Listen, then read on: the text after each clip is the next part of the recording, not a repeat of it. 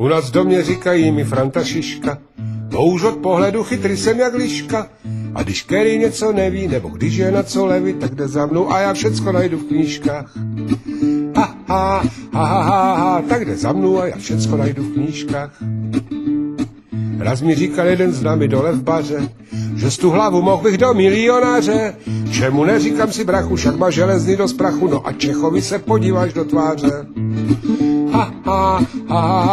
No a Čechovi se podíváš do tváře. Dostal jsem se mezi partu uchazečů, nikdo nemá šajnu, jak tam nervy teču.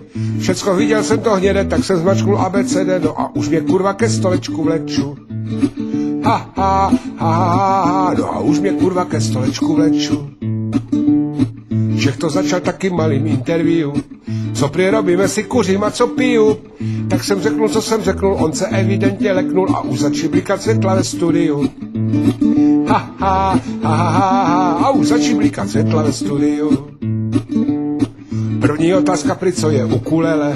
Tož to se přiznám, měl jsem bobky u prdele. Tak jsem radši hlavu sklonil, abych to všecko nesklonil. Říkám, chtěl bych se obrátit na přítele. Říkám, chtěl bych se obrátit na přítele.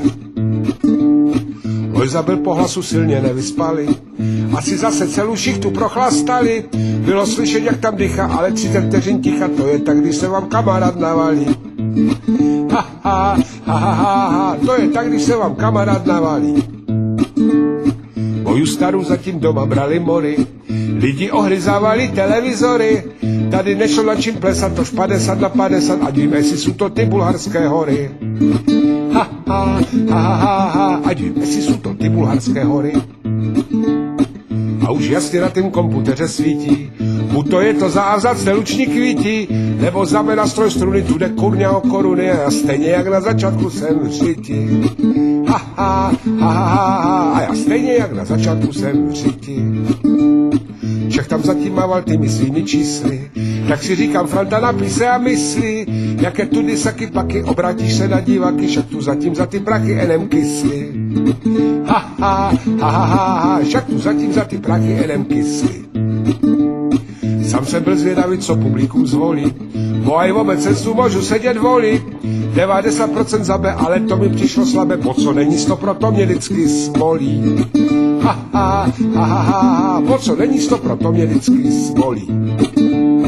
Ještě, že jsem chlapcu z boja neutíká, říkám, pane Čechu, půjdem do rizika. Měl jsem v gaťách naděláno, ale Čech zakřičel, ano, máte pravdu, je to nástroj hudebníka. Měl jsem pravdu, byl to nástroj hudebníka. Lidi tleskali, bo úspěch to byl plný, radostí zrobili 2 mexické vlny. A já, co mám srdce skromné, jako všetci z Dolní Lomné, jsem byl spokojený, bo jsem úkol splnil. Jsem byl spokojený, bo jsem úkol splnil. Pane Čechu, nerad přetáhnul bych strunu, končím hru a beru 1000 korunu. Všech se jenom chytnul stolu, obočí mu spadlo dolů, no a už se modrý ku podlaze sunul. No a už se modrý ku podlaze sunul. První třídu do Ostravy Intercity, viděl nějakou celou cestu, valím kity. A ta 100, co mi zbude, to je příspěvek na chudé, bo Ostrava je region rázovitý. A ta 100, co mi zbude, to je příspěvek na chudé, bo Ostrava je region rázovitý.